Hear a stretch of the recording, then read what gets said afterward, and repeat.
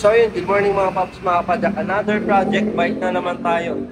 Ito yung Sagmit Crazy Boost. Ayan o. Grabe. Pogi talaga na ito. Ito yung mga specialized chisel lookalike. Yan, napaka-pogi.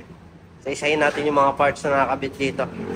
Tapasin na sir dito para papilit itong bike nila.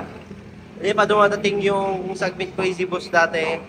Nag-down na sila para hindi sila maubusan. So ito yung frame ni sir, ito yung gray na Crazy Boost.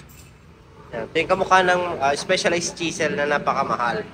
Ang size nito 29 by 15 small. Naka-Sagmit headset, sealed bearing, carbon loop, Pops Pro 2, short stem, Pops Pro 2, handlebar, naka-lifetime warranty. Itong stem natin, handlebar, at saka sa seat post. Ayan. Pag mga ganitong setup, automatic, gusto nila yung mga naka-relax lang sila, pumapadyak. The best of sa mga naglo-long ride, sa mga malapitan, at syempre sa mga nagtitrail. Naka-design to, bakit nga ba sa ganong mga riding habit? Kasi, relax position na at the same time, hindi pa masakit sa kamay kasi nag-backshift tayo. Ang purpose nun hindi masakit dito. Ang tagal ko lang nagbabike nung hindi pa uso yung backshift, laging masakit ang kamay. Ito, ang purpose ng backshift is nare-lessen yung sakit ng kamay natin. Hindi siya nangangalay. Yan. Dito rin tayo sa anti-slip design natin na handle grip. Ayan, dinisign din namin to kasi may mga kapwa bikers natin na pasmado, katulad sa akin, pasmado ako. Ayan, anti-slip kasi itong design na to, naka-anti-slip kahit pasmado ka, hindi dumudulas yung kamay mo sa handle grip, lalo na kung nagte-trail ka. Payat na, pataba. Tapos napakakapit niya to, lalo na kung may gloves ka. Shimano MT200 brake set, Jore shifter na 12 speed, 1x12 yung setup natin. Naka-Sagmit din na fork. Ito yung kamukha ng Fox dito. Ayun, yung arc niya, naka-Kashima coated.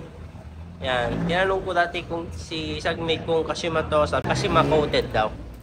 Ganda rin ng adjustment niya. Hindi siya yung normal na adjustment. Ito yung lagayan niya ng hangin. 120 yung travel ng Sagmit natin na black orange.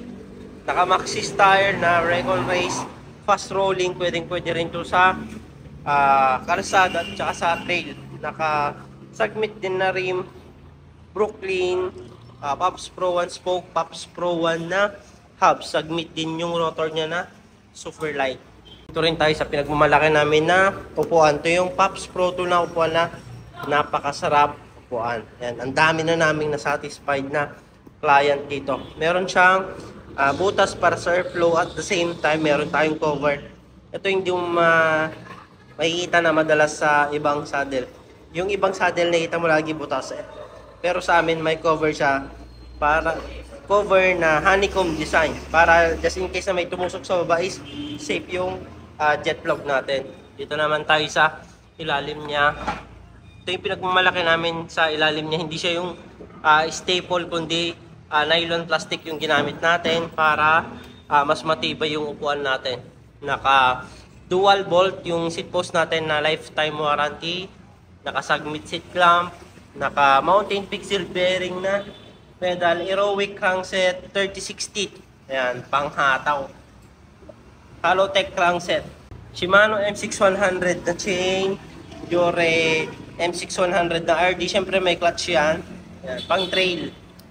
1150. Siyempre nakatunog mayaman tayo na hub. So yan yung kabuuan ng bike ni sir. Napaka-pogi.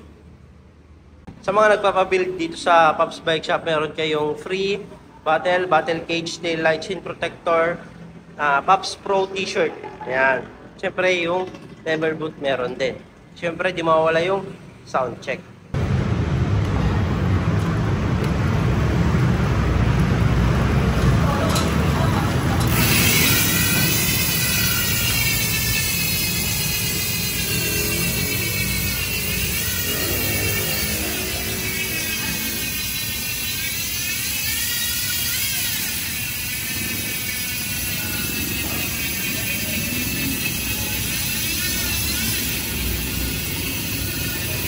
mga nasa malalayong lugar naman na gusto magpakita ng suportas dito sa Pops Bike Shop at gusto mag-order, ayan, visit lang kayo dito sa mga legit account namin. Dito lang kayo pwedeng makipag-transact para legit at di kayo may scam.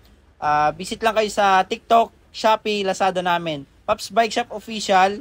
Ayan, ito yung mga legit account namin. Jason Bike Parts, Bikers Need. Thank you mga Pops, mga kapadyak. Ayan, dito na kayo makipag-transact at mag-order. Thank you.